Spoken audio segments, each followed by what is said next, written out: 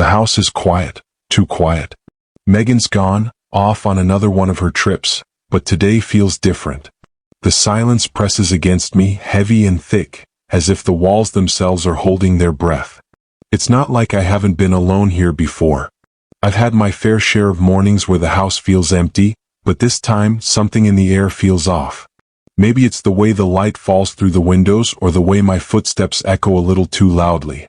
It's as though everything in this place is waiting for something I'm not ready to face. I pick up my phone, expecting to see Megan's message. Just a quick text to let me know she made it to the airport, a routine check-in. But when I glance at the screen, my stomach twists. The message isn't from Megan. It's from an unknown number. My fingers freeze as I read the words, "Your wife isn't who you think she is. Check the guest list for the Palmer Hotel." I stare at the screen, my heart pounding. At first, I try to brush it off as some kind of prank, some strange scam. People get weird messages all the time, right? But the words, they don't leave me. There's something unsettling about them, something cold that I can't shake. Doubt creeps into my mind, like a shadow slipping through the cracks, and I can't ignore it. Why would someone send me this? What am I supposed to make of it? I try to shake it off, tell myself it's just some twisted prank. But the message keeps replaying in my mind over and over. I can't stop thinking about it. The more I tell myself to let it go, the more my mind races, pulling at threads I don't want to follow. I think back to this morning, to the way Megan spent so much time on her makeup, how she carefully packed that lingerie I'd bought her. Normal, right? People like to look good when they travel. But then there's the perfume. That perfume she only ever wears for something special. I run my hands over the papers in front of me, trying to focus on grading, but it's impossible.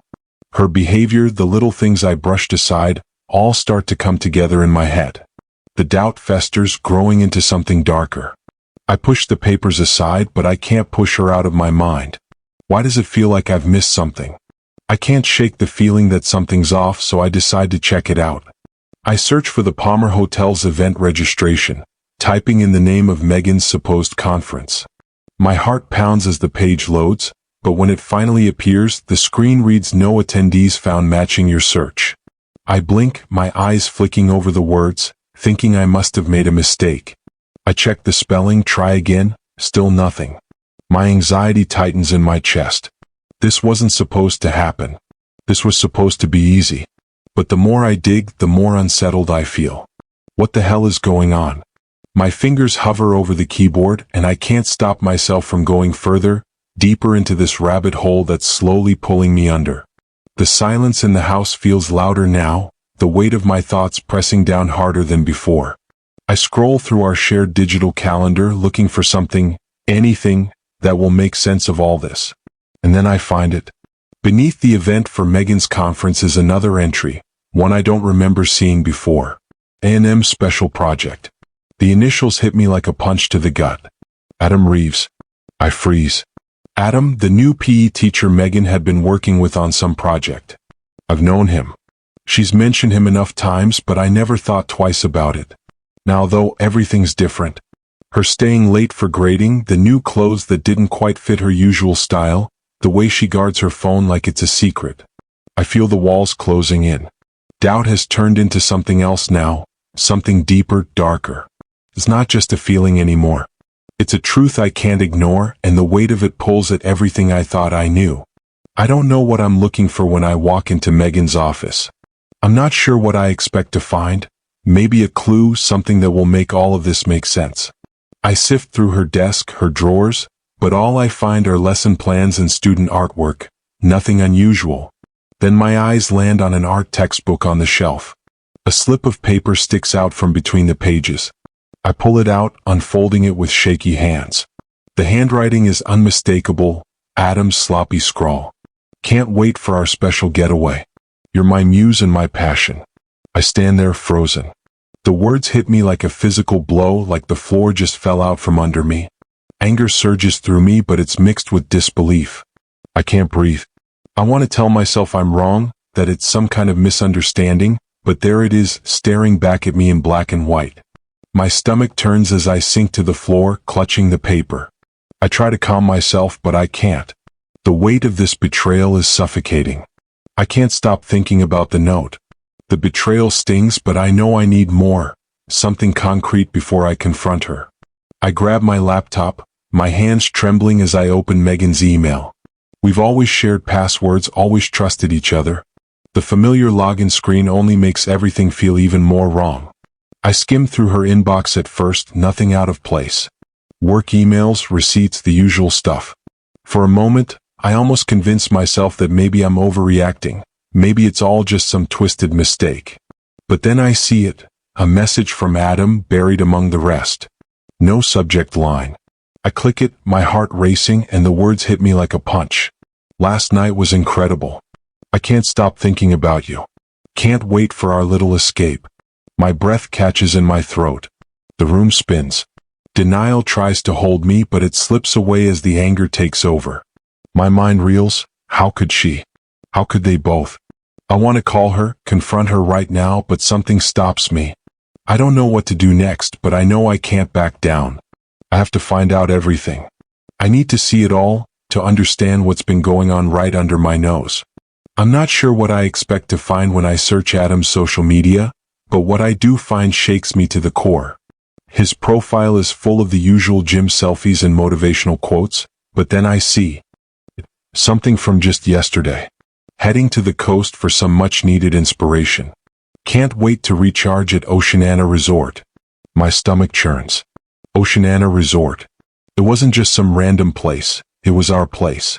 Megan and I had talked about going there for years, but we always pushed it aside, telling ourselves we couldn't afford it. I scroll through more of his posts, each one stoking the fire in my chest. The last one, though, is the final blow. A comment from someone named Emily. Her profile picture is a family photo, and her comment reads, "Have a great trip. Wish I could come, but mom needs me this week." I click on her profile and the truth slams into me, she's Adam's wife. I sit back, the pieces finally falling into place. Megan and Adam weren't just having an affair. This wasn't some spur-of-the-moment mistake.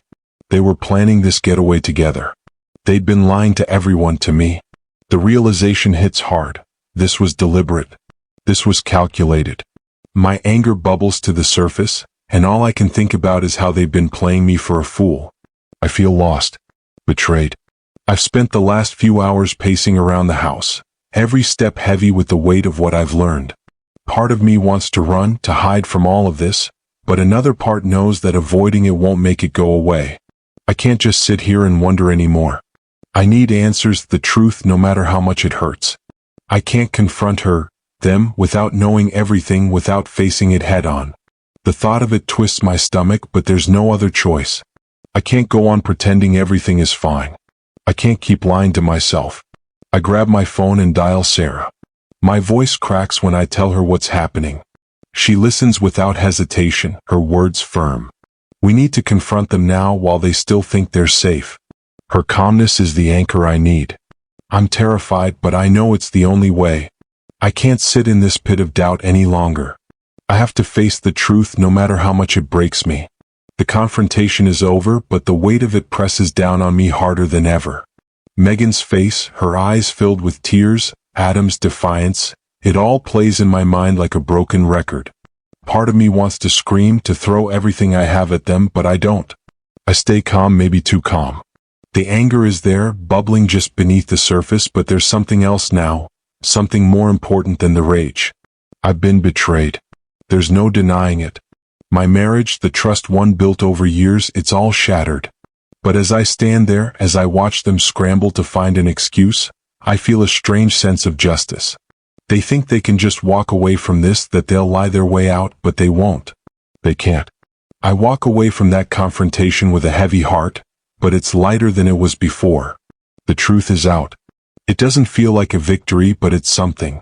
It's a start. The road ahead will be hard, but I know one thing for sure. I won't let them dictate how this ends. I'll find my way forward, even if it's just one small step at a time.